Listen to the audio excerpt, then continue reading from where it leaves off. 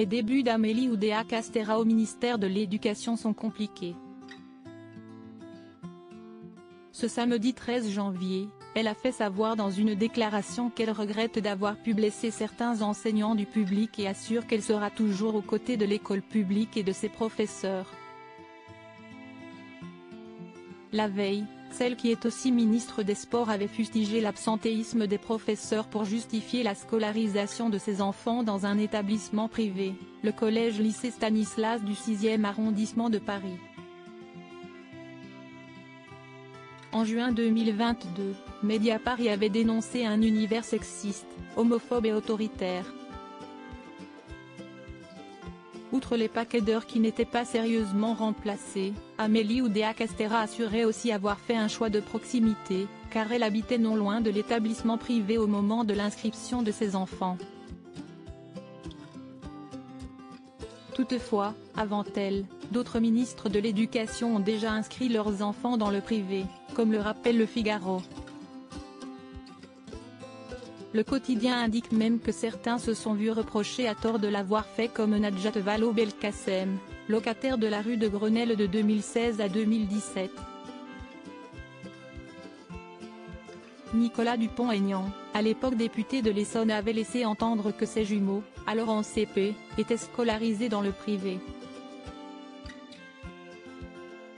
C'était une affirmation totalement mensongère. Mes enfants sont évidemment dans le public, avait démenti la ministre.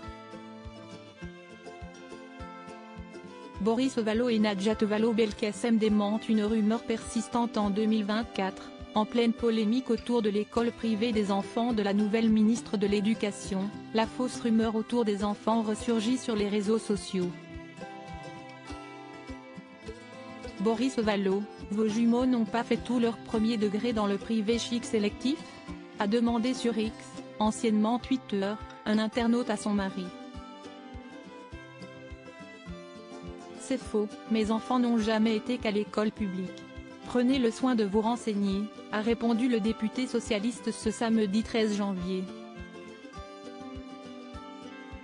Avant d'ajouter, le sujet, c'est d'abord le mépris pour l'école publique d'une ministre qui en prend la charge.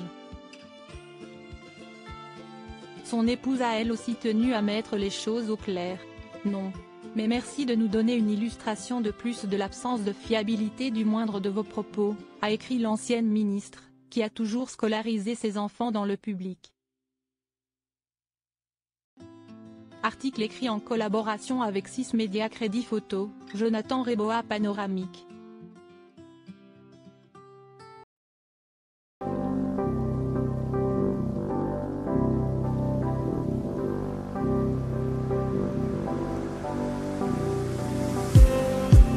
Just need some that will wake me up enough to fight, 'cause you let me down it for me to not let me count the millions. I just need some